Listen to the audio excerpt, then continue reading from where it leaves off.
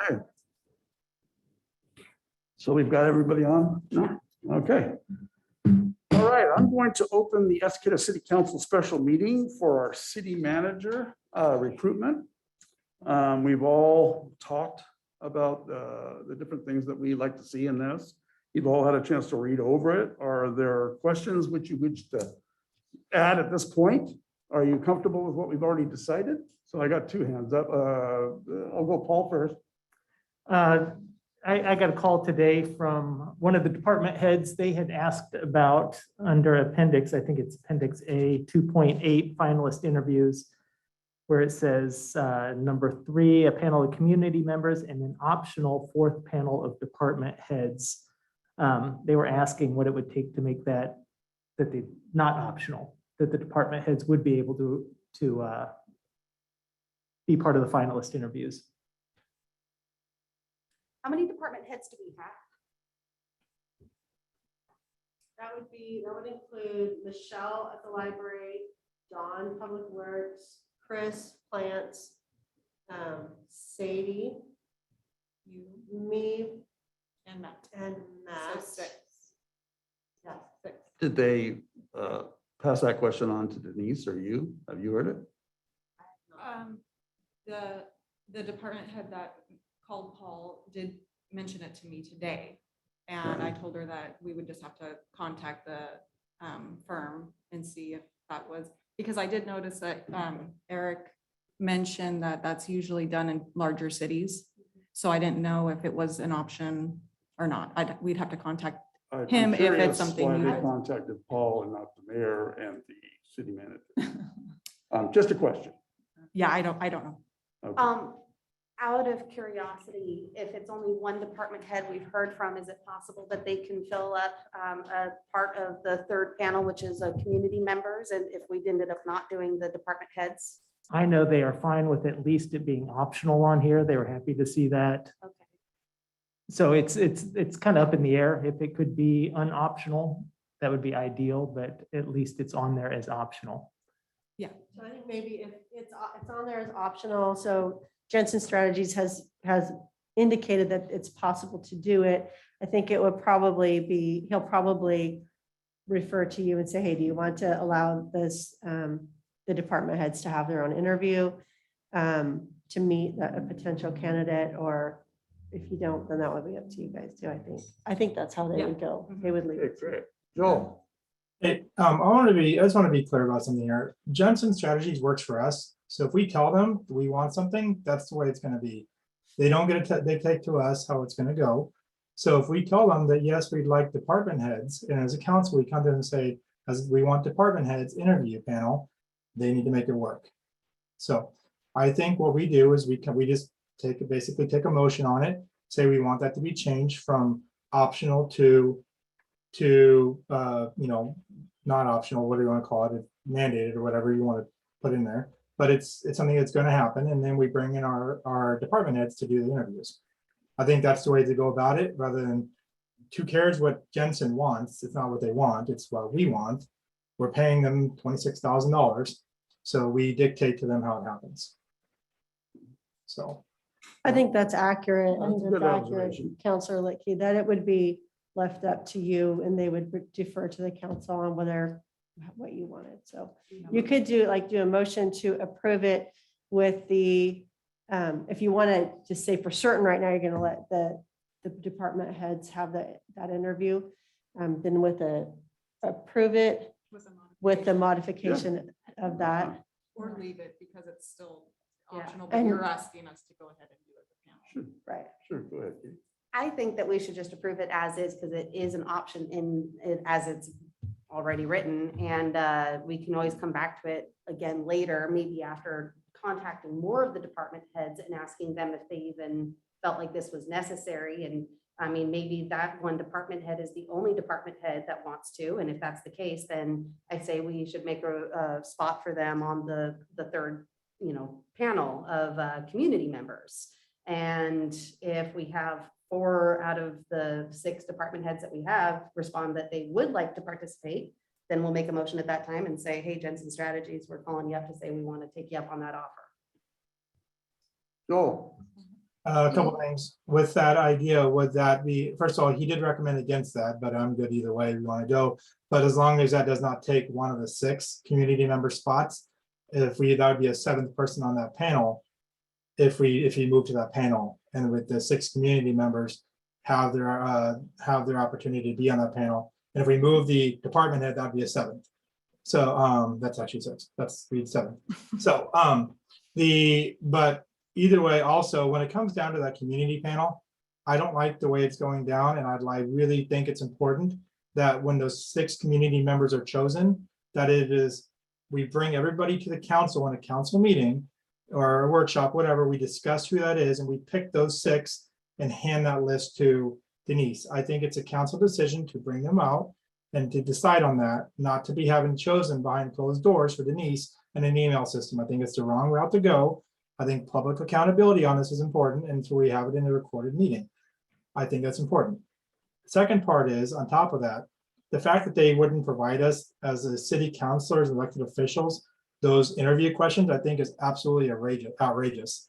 I say that we take a motion tonight and we require that in a executive session, they bring us those questions for those interviews. And as a council, we discuss them if we agree with them or not, and we determine what we want in those interview questions. And so we know what's going into it ahead of time, and we have say in what's being said there, versus sending them a potential question that they may or may not put in. I think we should have control over this process, because like I said, they work for us, we're paying for it, we're accountable to the people, and we need to be doing our due diligence and making sure that we're taking control of the situation as those city leaders, as those representatives. It's our responsibility to make sure that we have control over that, not Jensen have control over how we do it. And that's the way it's been put out, has really been bugging me. And so we need to really consider that. That's a thought. Katie?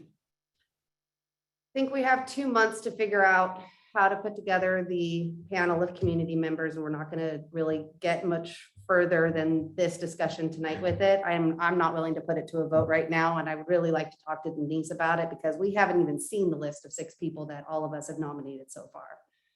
That being said, in response to your second thing, I actually really appreciated the answer that they gave during our meeting with them last time, that they did send us the questionnaire that they are including in the initial application, the paper application. They did send that to us, so I received it. And I appreciated their answer of not wanting to publish the questions ahead of the interviews, so then that way nobody can get a heads up on what the questions might be. I completely appreciated that. And I think that we should probably take a step back for a minute and realize we still have a very, very major role in this whole procedure, and we don't need to micromanage every single step of the way. We're going to ultimately have the final say, as well as our own opportunity to interview them in a setting out, in an executive setting or session setting, I should say. So I think that looking at the papers that we are talking about tonight, and just thinking about the papers we are talking about tonight, knowing that everything else is still a couple months out of a process, I would like to move forward and just approve the city manager position profile, as well as the city manager hiring procedures. A second. Chair, no, we're not voting yet, guys. We're going to talk about it. Can we do that, please? Thank you. Charity. Yeah, actually, I agree with what we've discussed as far as the panelists and coming together at a later date to discuss who, as far as community members go, will be on that panel. As far as what Councilor Lickey was discussing with knowing questions or what's going to be asked ahead of time, I'm actually going to agree with Councilor Dunsmuir on this one. Just knowing from when you're hiring for fire, law enforcement, any type of civil duty. Like I know, for example, with law enforcement, you have an oral board, and when the command staff doesn't know the questions that the oral board's going to give out. So they have to trust the process and trust the oral board. And then the command staff does have the final say. So everything's all lined up and in place. They don't know the specifics, they know generalities. But it's an integrity issue that we don't know the questions ahead of time. Because what if Counselor Strobel knows somebody and Sandy who's interested in the position, and whether he knows or not, or accidentally slips something out like, oh, they're gonna ask this, or, I'm throwing just that out there. But I know how it works as far as, with law enforcement and fire and things like that. And this is something that they wouldn't do. And not that we're law enforcement or fire, but we are representing the community, and I want to keep integrity intact. And I think us not knowing the specifics of the questions is for the best. We do have the preliminary questions, and they have profiles of everything, our 1 hour long interviews that we did with them. So they know what they're looking for. This group knows what they're looking for. So we can engage once we get all the candidates in front of us, and then get more nitpicky at that time, and then ask those tough questions that we really want to ask them on a personal level, or that community members, our constituents, have come to us and asked us about during that process. So anyway, that's all I got to say on that one. All right, appreciate that. Is Justin on the line there? He's got his hand up. I am. Go ahead, Justin. I just wanted to agree with the ladies there, Charity and Katie. I agree with you guys. I think that not revealing those is the way to go. I agree with the how it is currently written. I would say that, we are hiring this company that knows what they're doing. We have to see that we have made that decision to hire them, and we need to put some faith into them and realize that this isn't their first rodeo, right? They've done this more than any one of us have. And I think that what they're bringing to the table is huge. So that's just all I wanted to say. Thank you, Justin. Joe? I just wanted to clarify something that with Charity, something she said. So no, I've sat on an old board for an interview once, but I wanted to clarify because we're more familiar with that situation. The people that are sitting on that interview panel, you're saying they don't know the questions at all? Because we're sitting on the interview panel when those questions are asked, but we won't know the questions at all until that person asks them, or have any input to those questions until that person asks them. So that's my concern, is if I'm sitting on that, if I'm hearing the question for the first time, as that person's hearing it, the thing is, there's been no input into there. And so we have no sway or direction as a council to which way they're going to ask those questions, other than, yes, we have a profile we're putting together, but it almost feels like a teacher giving a test without knowing the questions ahead of time. And they're just finding out for the first time. So maybe you can clarify a little more to me if this is a common thing amongst all public, and where the people basically that are sitting on that panel doing the interviews don't know, that's fine. I'll digress my concern, but it just seems like a little weird. The interviewers, which technically are us, don't know what's being asked or the direction the question's going even before that interview.